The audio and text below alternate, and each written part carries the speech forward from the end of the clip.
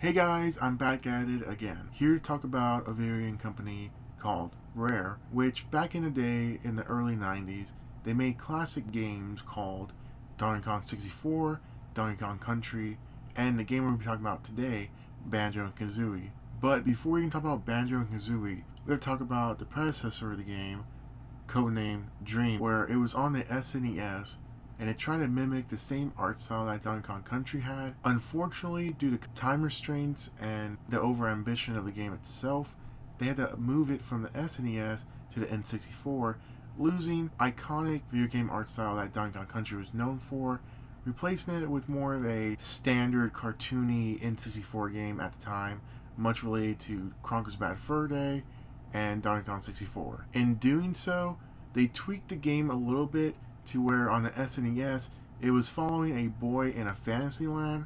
Now it's a boy in a pirate land trying to fight an evil captain, but later it also got scrapped in favor for a certain bear and bird combo that will be later known as Banjo and Kazooie. Much like my other videos that I've made, my history of the game is pretty much the exact same.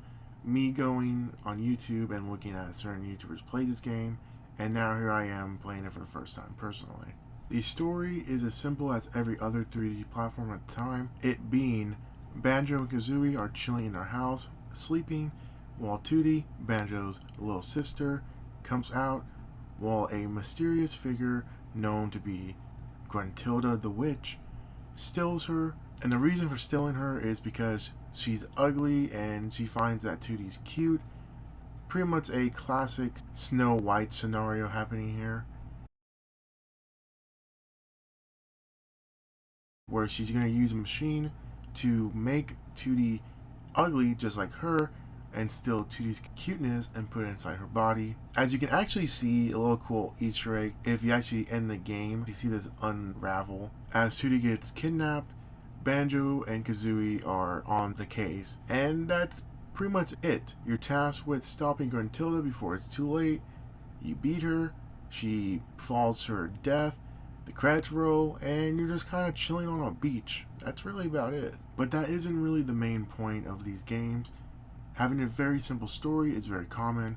It's more so the actual gameplay itself, which, going over Banjo and Kazooie's moves, they have some of the very iconic movesets that many other platforms at the time have. You have a jump, double jump, which, might I add real quick, the double jumps, I've always liked these in platformers, but only if there's actually a reason to give these set characters that. If they're just jumping in air again, just to have another jump, it's kind of weird and just lazy in my opinion. And what I mean by that, in our previous video, we talked about Psychonauts 1 and 2, Raz actually jumped on his thought bubble, which is an actual move you have in the game for his reason of having a double jump. And just like this game, they also have a reason. It's Kazooie actually flapping his wings so they can get a little bit of added height. The cool thing about Kazooie is he is a bird, so if he can use his wings to ascend, he can use them to slowly ascend like he does in this clip, where if you're actually falling from a great height, you can use this maneuver to slowly descend, much like Yoshi's flutter kick, except no added height, only a slower descent, which it doesn't last for the whole time you're falling, only for the few seconds until you unfortunately fall in, most likely either die or lose a good amount of your health, since there is fall damage in this game. Banjo has a few moves of his own as well.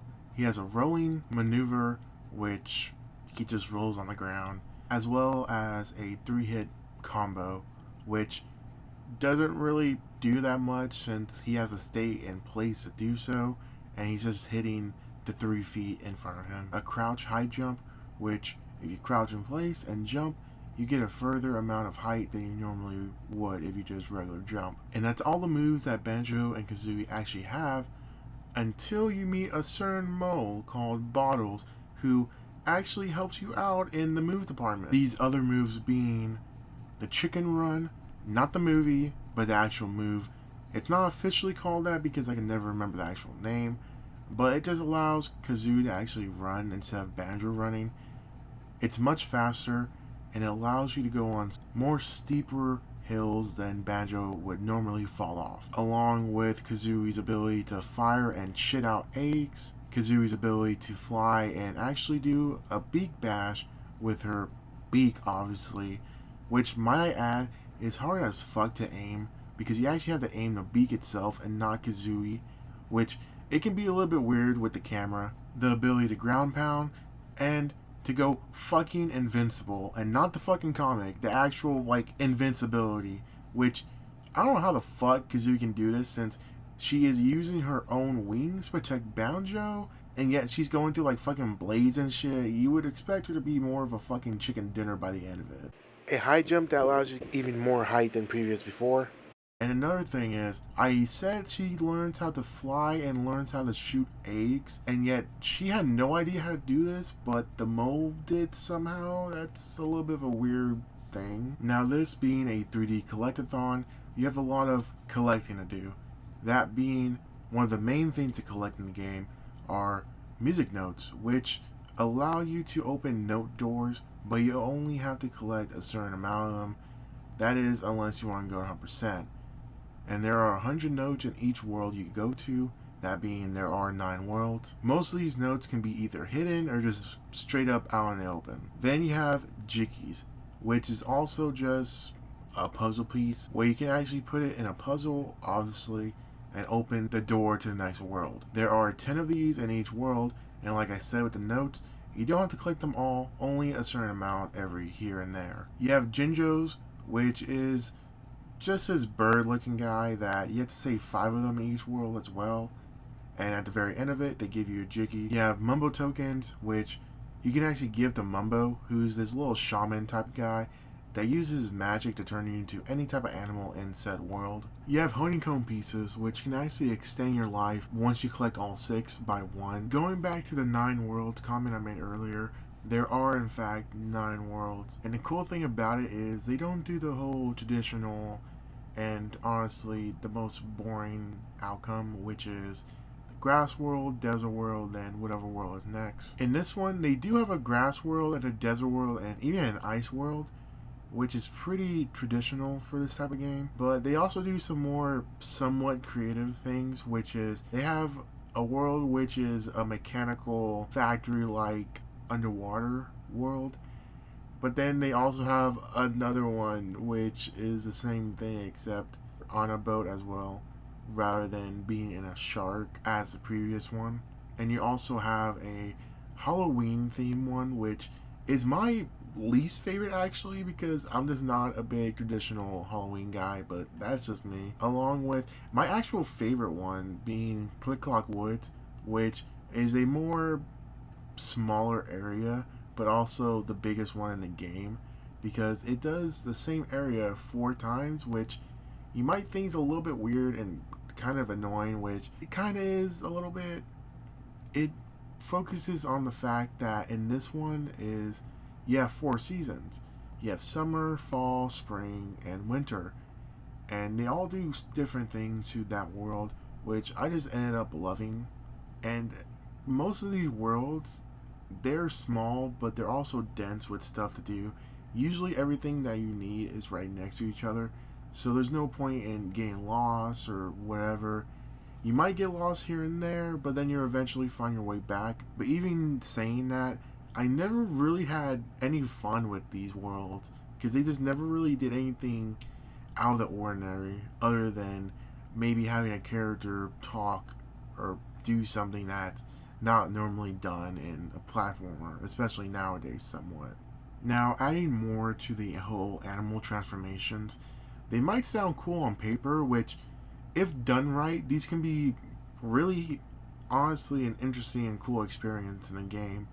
Unfortunately, that isn't the case for this one. I know I said they're animal transformations, but there is one where it's a pumpkin. Most of these are just cosmetic changes than anything, being that all of them allow you to walk on a certain area of that world that you couldn't walk previously without getting hurt.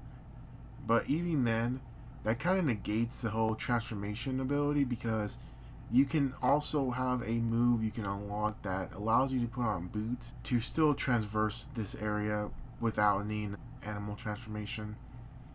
So really, you're just getting the animal transformation to either A, talk to a certain other animal that looks just like you and thinks that you're not the bear and the bird, or B, just to walk somewhere you couldn't walk before without either dying until you get to that set point or just getting her in general. And the most least helpful one is actually back in Click Clock Woods, where it's the bee. It does the same thing, except it allows you to fly. Now, you don't use feathers, unlike with Banjo and Kazooie, but you're still flying, even though that's already a move you already unlocked much earlier in the game. Oh, and it allows you to walk on flowers, even though you only walk on flowers like one time with that ability, and the other times you do need to walk on a flower, the bee suit transformation isn't actually available. So these transformations are just kind of pointless, and I don't really understand why they actually made them a big thing in this game. Rusted Bucket Bay, along with Gobi's Valley, do something that I've never actually liked in these type of games. Much accustomed to Psychonauts 1 and 2, where if you actually just fell off on an area, or in Banjo and Kazooie's case, hit a fan, or got trapped in a maze, you just instantly die, which, mind you, if you die, you have to recollect every single note that you got, because that's just how they programmed it, which is kind of fucking dumb when you die multiple and multiple times like I have, and very stupid and just flat out not my own fault, because this is a platformer, and yet the whole movement, even with Banjo being the slowest compared to Kazooie when you do his chicken run, he's still a little bit too fast and unpredictable with his movements, and the camera can be a bitch sometimes. There are times where I'm just literally having to hold the R button, which controls the camera to follow you exactly where your back is, but even then that's not perfect. So half the time you're just moving that shit left, right, just to get the perfect angle, which half the time you don't, and most of the time you have to make these leap of faiths to where you might just fall and just die or have to repeat that section of the level. And once you beat all these said worlds, you do have not a world left, but more so of an area left, which is game room area. And for those who have played this game, you know what I'm gonna say, and for those who don't, this is the most stupidest fucking thing I've ever seen in this game thus far. You basically play a game show, like I said, except it's not about shit like what's 2 plus 2, is this color red or brown, shit like that. It's mostly shit you're not paying attention to. For example, it could be about character's voice, which most of these characters do not actually talk. They make sounds, and they all do have a different voice, but with the whole making them the same sound, they don't really separate that well. Along with showing you a very small fucking pixel-like image and trying to get you to guess where that pixel image is from. And if you guess wrong, that's 1 life. And then you have death squares, which, if you get it wrong, you fucking die. And you have to restart that whole long-ass board once again. And also, these questions are randomized, so you can't just remember the path and take the same path. You're going to get different questions, and sometimes you just get a harder question and you're just fucking trapped, and you might have to go either the opposite way, or just say, fuck it, and stop playing the game like I did, which, yeah, I didn't beat it, technically, because I fucking hate this area. Like, it took me like 30 minutes, and I just gave up. I just couldn't handle it anymore. Moving on forward with the music in this game is actually pretty good. I, in fact, enjoy most of these tracks and find myself humming to them. Now, of course, there are a track here and there I just don't particularly like, but the composer of this game is actually a real gem. He knows how to make music. And in later games, which I might be getting around to reviewing someday, I'll explain that a lot more on why I actually love his music. Overall, this game has its low points, and I wouldn't say high points, just more of a run-of-the-mill points, because this game isn't special at all in my opinion. In fact, I found it pretty basic at times.